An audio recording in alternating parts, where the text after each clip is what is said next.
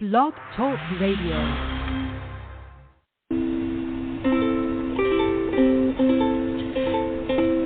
Hi everyone, this is Camille from sunny California, and you're listening to the Coffee Chat with Camille show, which is the podcast series that interviews various guests about real-life topics for people who love to learn.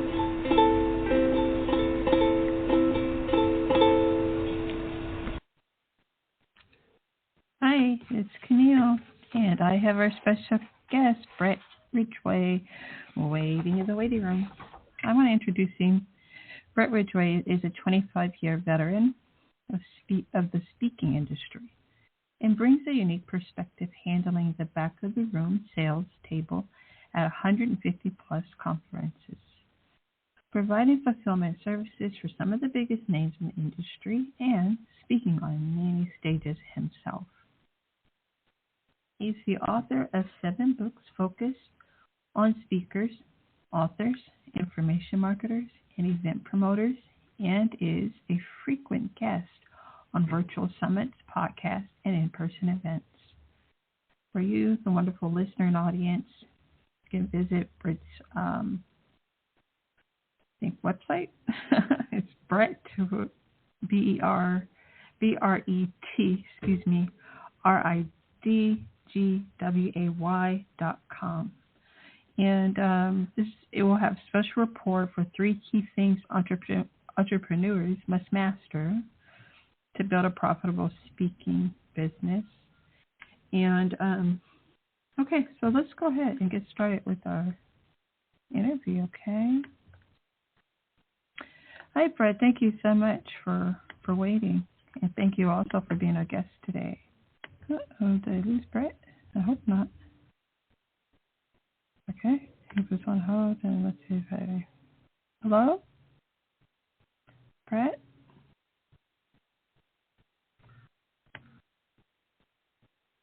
Did we lose Bret? I hope not, if he was waiting patiently.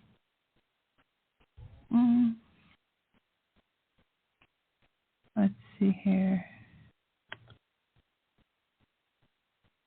Oh, hold on. Okay, he's right here. Me now? Yeah, I can. Hi. Well, sorry about that. I had converted over my computer, and I heard you just fine, but apparently it wasn't picking me up. So my apologies. Yes. Oh, okay. I understand. I've done that quite a few times right on the air. But I would love to get started, okay, with the interview. How did you get started in the speaking industry? You know, Camilla, it's one of those things where you can definitely trace specific things back that occurred, and some of it was happened chance or whatever. But back in the mid-1990s, I actually put up the first portal website in the plant engineering and maintenance industry. So I was doing product fulfillment for, back in those days, VHS tapes and books aimed at maintenance managers, plant engineers, etc. And about that same time frame, I had a guy who had a joint venture with who called me up and asked me if I would handle the back of the room at his first internet marketing super conference. And I remember it well. It was at the old Las Vegas Hilton. And honestly, I didn't even know what backroom sales meant at the time, but I hadn't been to Las Vegas before, so it sounded good to me, so I went out and agreed to do that for this gentleman. And that led to a side business where over the course of the next 15 years, I did manage the back sales table about 150 different multiple speaker events. So I would provide the crew, and I would provide the merchant account that could handle a large sum of money in a short period of time and just manage all the monies running through the back of the room. So we pay the promoter, we pay the speakers, etc. And around, that was back in 1999. In about 2002, when some of the speakers I had gotten to know from handling all those events found out that I was doing product fulfillment for my own websites, they cornered me at the event and said, hey, will you do some fulfillment for me because it's not something I really want to do. And I've been thinking about it for a while because it's a natural outgrowth of all the people I had got to know in the industry. And so that's when I founded a company called Speaker Fulfillment Services back in 2003. And that company provides product duplication and fulfillment services for speakers and authors and information marketers. So between handling the back room at about 150 different events, as well as managing product fulfillment and duplication for a lot of the big name speakers, I had a unique opportunity, kind of a behind the scenes perspective, if you will, to see what, speakers are doing well, what they're not doing so well, and what are the key things that people need to put into place to succeed, and what are some of the key mistakes that you want to avoid if you're going to have any kind of success. So that was kind of the path that got us to where we are to today. Excellent. And then in your upcoming book, How to Build a Profitable Speaking Business. Let me look here. Speaking business, yes. You talk about the concept of a back pocket speech. What do you mean by that? Well, that came out of a very specific story, but I was at an event in Atlanta a number of years ago, and standing out in front of the event hotel, and an ambulance pulled up and literally carted away one of my friends who was having some issues. And, fortunately he turned out to be okay, but I could see the event promoter standing over to the side, basically with a look of panic on his face, because the person being carted away in that ambulance was one who was scheduled to be the next speaker at that particular event. And it was like, oh my gosh, what am I going to do? I have content I need to deliver to my attendees. I have a promise to keep. I do not want to get up on the stage myself and do a song and dance routine for 90 minutes or whatever. So what am I going to do? And that's where, as a speaker, you have an excellent opportunity to be the knight in shining armor, so to speak, and be the one who can offer up an additional speech that you may present to that audience that will fill in that empty time slot for the promoter. And so that's what I call the back pocket speech. Now, you may never need it, but if that opportunity arises, and I've seen it arise more than once, whether it's via virtual events where somebody doesn't show up, or you had a medical issue like in one instance, and you get to be the hero. So when an event promoter is putting together his next event, you're far more likely to be invited to speak against that event because you're the one that helped him out. And as important to that is that it gives you a lot more face time with the audience. So you have a chance to build better rapport and tell more stories. And so if you are selling something from the stage, you should close more sales because you had a chance to build a better rapport with that audience. So that's what I mean by a back pocket speech, and it's something that you definitely need to have available. Again, you may never need it, but it's always helpful to be there, to be the one who can see that opportunity should it arise. Okay, that's very interesting. Thank you so much. Why is it not just getting on stages, but getting on the right stages so important for speakers? Yeah, one of the things that I think most speakers, by and large, are weak at is truly doing their homework ahead of time of an event to determine if that audience is the proper fit for them. Now, there are three types of speakers in my mind. You have your keynote presenter, who's the one who's paid a fee to go in and speak to a corporation or an association. You have your platform seller, so they typically speak for free, and they're going to make their money by selling something from the stage, a back-end product or service. And then the third type is the typical businessman, could be a chiropractor, an attorney or whatever, who speaks to local groups just to build brand awareness. They're not necessarily directly selling from the stage, but they do obviously hope that people will inquire about their services or products. So, if you are in a situation where you've got an opportunity to go in and speak at an event, you've got to determine if that crowd is right for you. And it applies to all the speaking scenarios, whether it's keynote, platform seller, or just a business person using it as a marketing tool. Because if the audience isn't a fit for you, then you're essentially wasting your time going out and speaking at that event. And if that is a situation where, well, let me think about how to tell the story best. So I was at an event a few years ago that, for whatever reason, the event promoter, this was a multi-speaker event in the internet marketing space, and for whatever reason, the event promoter was all about getting the biggest names on his stage. So it wasn't about any thought about curriculum or how to put together a cohesive program that would truly benefit the audience. So as it turned out, three of those big names were all speaking about the subject of copywriting. Now, while copywriting is a very important subject, by the time they got to the third speaker on that particular topic, well, as you can imagine, Camille, the audience was totally tuned out. I mean, it's like, been there, heard that, not interested now.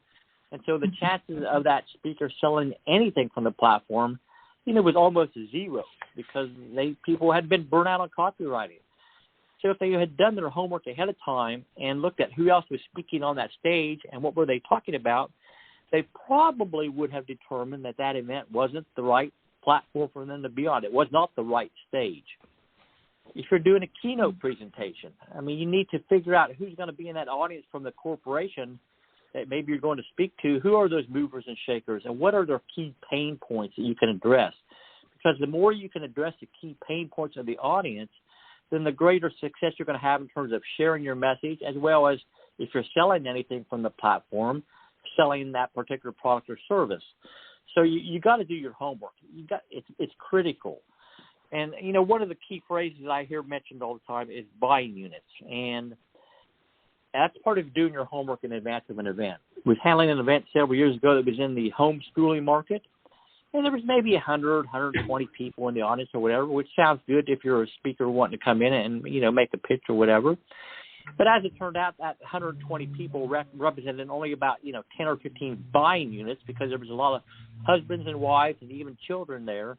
And, a husband and wife aren't going to purchase the same product. So if you're assessing that opportunity and say, well, how many opportunities, how many people are truly there that can feasibly purchase my product or service, you would determine, well, that number is about 20 or whatever, and so that may not be the right stage for me. So, again, doing your homework in advance of an event is critical to determine if that's the right stage for you to be on.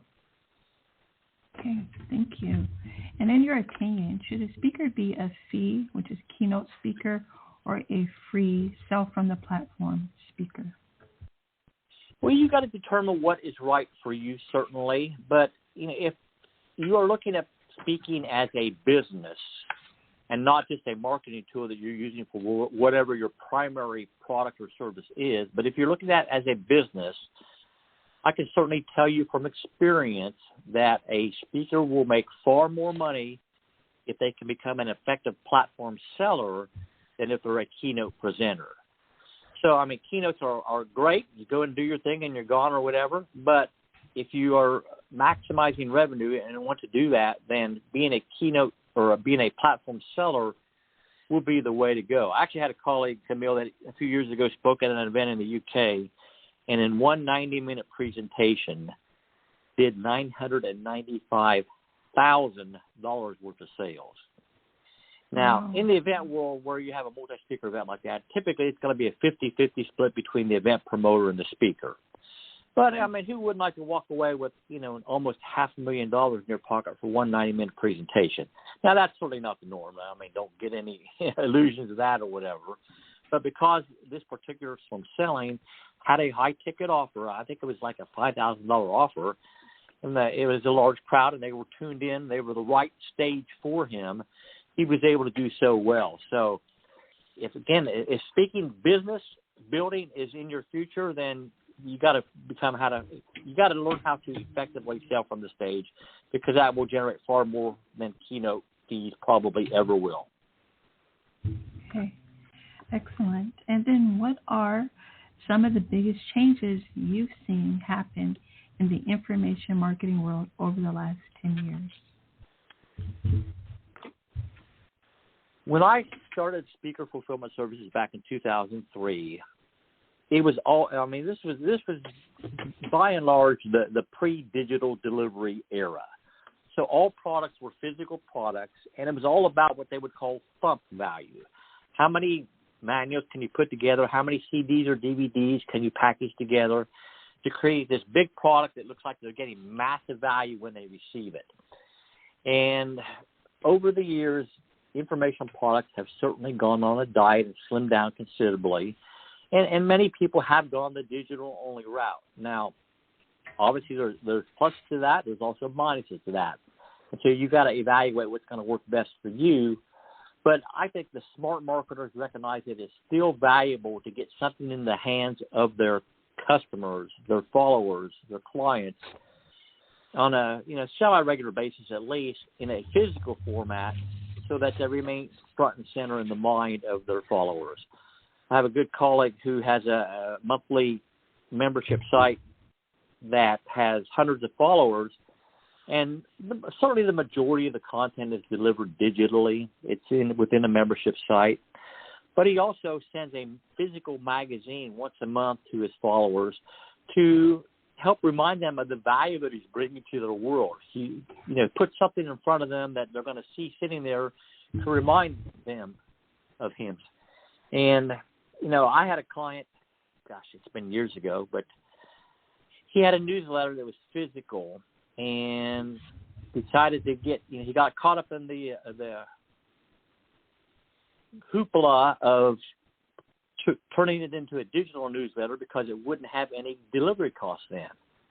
Well, people started to unsubscribe massively because they had been trained to expect a physical newsletter. They still wanted something tangible. And there certainly are a core segment of the population out there that want a physical product still. They want something they can hold in their hands. I mean, think about book readers. I mean, yes, there's a lot of Kindle readers, but there's also a lot of people that will never read a book on Kindle. They want a physical book they can curl up with on the couch easily and highlight or whatever. And I'm of that ilk, honestly. If I have a PDF document that somebody sends me, well, I'm going to print the thing out and read it offline. I'm not going to read it on my computer. So you got to evaluate the pros and cons of going digital only. Again, I think it's a mistake, because some people still do want tangible items in their possession, but you got to determine what's going to work best for you in your world and then go from there. Okay, thank you. And then what are some of the biggest moments you've seen from speakers? So we were handling the back of the room at an event, Camille, a few years ago, and it was a platform selling situation. The speaker had the true speaker's dream, the true table rush. I mean, people back at the back of the room table literally throwing their credit cards at us to order this particular person's product. Now, the product was a type of SaaS product, a software as a service product. It was a website building tool. And this speaker, again, created that table rush, did a fantastic presentation. And I forget whether it was 60 or 90 minutes, but he generated $375,000 worth of sales. Well, that's fantastic, you might think. Well, as it turned out, about 30 days later, every single penny of that $375,000 had to be refunded to the attendees, because as it turned out, there was some kind of bug in the product they could never figure out, and so they had to give all the money back. Not only was it a major embarrassment for the speaker, it was a massive hit to the pocketbook of the event promoter, as well as my own pocketbook, because, we take a portion of the promoter's cut for handling the back of the room. So it was a situation that could have been avoided, and the mistake, honestly, was they sold a product from the platform that had not yet been fully developed and tested. And you're skating on very thin ice when you go that route to do something like that. Another time we were handling an event, and I think it was up in Vancouver, and the speaker sold a training program that was going to be ready to go in 2 weeks. Well, invariably, 2 weeks turned into 3, turned into 4, turned into 6. And again, every single penny had to be refunded because it couldn't meet the timeline that had been promised. So, be very careful about what you're selling from the platform if you're a platform seller. Now, I think you can get away with selling something that hasn't been developed, honestly, Camille, if it's like you're a training program you're going to deliver in real time and then record the sessions to create a product out of it or whatever. But if you're doing a software-type product or something that has a specific timeline that's been promised for delivery and you can't deliver, then again, I think you're skating on thin ice and asking for trouble. Right. Perfect. And then so many people you say you must have a book if you're a speaker. Do you agree with this, and what is the biggest mistakes that you feel authors make? You definitely need to have a book, and that applies to anybody who's in business, honestly. It doesn't have, not necessarily just speakers. If you're a local chiropractor or attorney or whatever, you should have a book, because a book establishes you as the expert in your particular niche in your area. And so when people are looking for somebody to provide the type of service that you provide, then you are the logical choice because you're the one that wrote the book. And for speakers, it definitely gives you more credibility, and you should have multiple books, honestly. I mean, I've written 8 now, not just 7, but eighth one is coming out in March. And it is something that makes you more attractive to the event promoter because, again, you wrote the book. You're the expert in their eyes because you have a book out on the subject or the topic that you speak about. So, yeah, definitely you need to have a book, and you need to make sure that that book works for you as a marketing tool. Now, obviously it's great if you can become a New York Times bestseller or a Wall Street Journal bestseller, but those type of people are few and far between. And that's not real world for the majority of authors out there. So you need to recognize that that book is a marketing tool first and foremost. And so you need to have, number one, what we call bounce back offers inside that book so that when somebody is reading your book, you have some incentive to drive them to your website so that you can then capture their name and address and email address to do follow-up marketing to them. I mean, one of the biggest mistakes I see authors make is selling their book only via Amazon. And that's a mistake. I mean, yes, you need to be on Amazon. You need to be selling your book on Amazon because they're the 800-pound gorilla in the book-selling world. But if you have any kind of platform at all and the ability, for example, from your speeches to drive people to a website to buy your book, drive them to your own website, not Amazon's. Not only do you then capture the customer information because it's your customer then, not Amazon's, but it also enables you to, when you ship that book out, include maybe a flyer or a brochure or something on other products or services you may have. And it gets you the ability to, again, do that follow-up marketing and all. I mean, Amazon is great, but it has its negatives, certainly. I mean, Amazon is going to take 45 to 55% of the sales price of that book, so you'll make a lot more money if you're able to direct sell it from your own website. So, certainly Amazon only is a mistake. Not having bounce backs is a mistake. And then the third thing I might touch on is you need to make sure that your book is consumable. I mean, I like to do a little reading maybe before I go to bed. And if I pick up a book and see that the next chapter is 20 to 30 pages long, it's like, I'm not even going to start this because I'm not going to finish this chapter tonight or whatever. But think about, James Patterson, the author. I mean, his chapters are 2 or 3 pages. So you read a chapter, well, I can read another one. Next thing you know, you've pretty well read the whole book. But because it's consumable, it's laid out in bite-sized chunks. It's just not block after block after blocks of text. So think about the consumability of your book because obviously if you can't get them to even read your book because you make it too challenging for them to read your book, then the chances of them coming to you for some other type of product or service goes way, way down. So those are probably 3 of the biggest mistakes I see authors make. Okay, excellent. I actually missed a question, so I'm going to go back one. What do you feel are the biggest keys to getting more gigs as a speaker? It's all about relationships, frankly. It's entirely about relationships. I was able to build the fulfillment company to a multi-million-dollar company entirely off of relationship assets. And I honestly think relationships are your biggest business capital. It's not your logo. It's not your website. It's not some physical product you have. It's the relationships, the people that know you and like you and trust you and the people that you know. I mean, Speaker Fulfillment Services did no proactive advertising whatsoever. It was all built of word of mouth from people I met at events and people that they referred to us. And so when I did a book launch a few years ago, one of my books called Mistakes Authors Make, we actually did a live launch of that at an event to see if we could drive it to an Amazon #1 bestseller. And it was a bit of a risk because if it succeeded, we'd have a little bit of egg on our face, but we decided to do it anyway. And because of the relationships that I had built up in the industry over the course of 15 years or so, they were more than happy to help promote the launch of that new book. And so it succeeded because of relationships. You've got to get out there and network. I mean, there's a lot of wonderful platforms online to get out there and network if you're a speaker so that people know what you're about, what you speak about.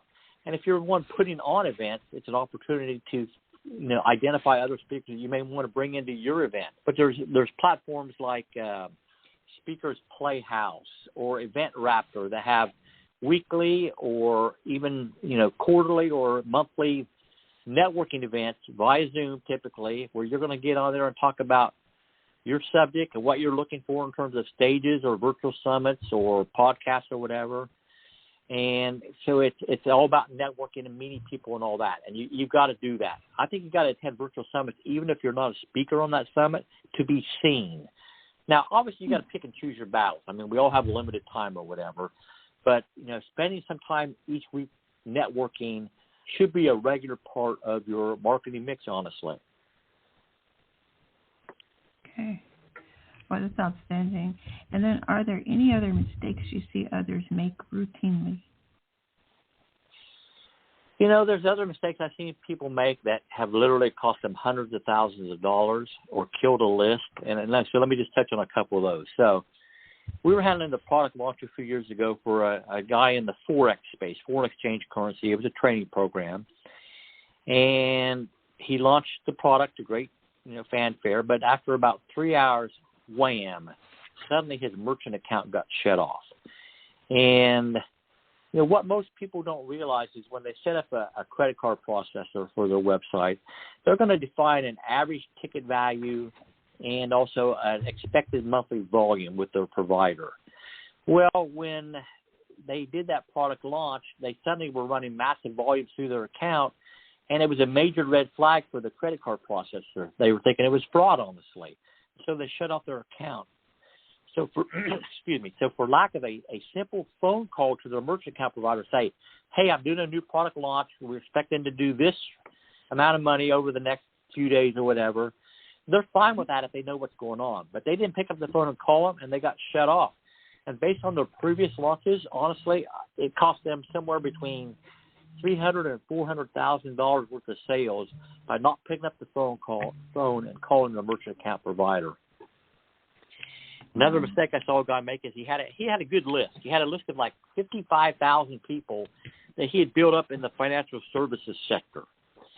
And he had been communicating with this list for a long time. And so he had a certain tone to his communications with them that they had come to expect. And for whatever reason, he decided he was going to bring in an internet guru, so to speak, to help him craft a new email campaign. And so they wrote a very hard-hitting, salesy message that was totally opposite of how he had communicated with his list in the past. And when they sent that out, it started to happen immediately. Unsubscribe, unsubscribe, unsubscribe. When all was said and done, a list that had been 55,000 people was a list of just 5,000 people. He killed his list. Now, the lesson there, honestly, I think, was if you're going to bring anybody to help you with your email communications or your brand, you better educate them on how you've communicated with your list in the past. Maybe you need to transition over to the salesy type messages versus just doing it, quick 180-degree turn and slamming it on people when they weren't expecting. So he killed a list, again, by not being consistent with his branding and what he had trained them to expect from him. Wow.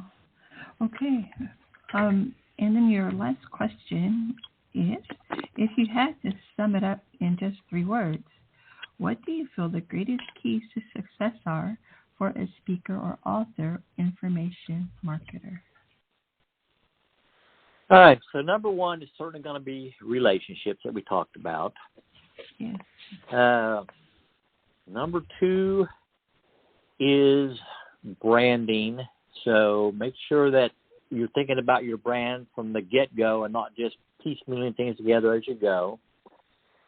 And the number 3 is stories, because your stories are what make you unique out there. And so when you want to get on platforms, it's your stories that you need to share, and you need to master their stories. And there's different types of stories that you need to master, but you need to master your stories because people love stories, and that's what's going to draw the audience into you and make them more receptive to your message. So relationships, branding, and stories would be the 3 biggest keys in my mind. Okay. This has been, I'll just say this. In accordance to your reviews, an excellent guest with a wealth of knowledge, amazing conversation with you, Bret. And that's my sentiments exactly. This has been just a wonderful interview, and I thank you so much for bringing it to my listeners. My listener countries are growing kind of quietly, like grassroots wise. So I'm very happy that you were able to come in today and talk to us. I'm glad we were able to pull it off on short notice. I know, right? And then I just have one last question. What is your favorite coffee? Your favorite coffee or hot beverage? All right, well, I'm going to have to go hot cocoa. I'm going to ask you, could we do a cocoa chat with Camille? Because I don't drink coffee, so. Okay, we're doing a cocoa chat. Perfect. Okay, wonderful. Again, thank you so much, Bret. This is a magnificent interview, and I hope to have you on future episodes because I'm having a lot of guests return. Okay, thank you again, and take care. All right, thank you so much. You're welcome. Bye. Bye-bye. Okay, there you have it, everyone. Wonderful Bret. He is absolutely wonderful, magnificent. I was literally taking notes, with my guests with the majority of them. And you sometimes hear a little shuffling in the backdrop. That's what it is. I'm actually taking notes. And because I've realized that it doesn't always matter what your niche is, or we can all take pointers from anyone that has them to give on just about any topic, and especially if you're aiming for success and individual success, where you don't have like a big overhead or a big corporation, but you're a solo act. I think a majority of my guests are just magnificent for that. So I love the last question. If he had to sum up in just 3 words, what was it? Something about the keys of success for a speaker or author. And his last question was relationships is one, branding, and stories, and that we must master our stories. Okay? I have a lot of other notes, but I'm not going. I thought the last answer was a beautiful conclusion to everything that you spoke on. And I think that's it for now. You know what? I want to absorb a lot of it. I hope you all absorb a lot of what Bret just went over with us. Again, you can go to BretRidgway.com. Special report. There's 3 key things entrepreneurs must master to build a profitable speaking business. Okay, so there's a special report on his website. And that will do it for Coffee Chat with Camille on January 7th, a Tuesday, and a sunny day in California again. Bye for now, everyone. Thank you so much for listening. Thank you, Bret.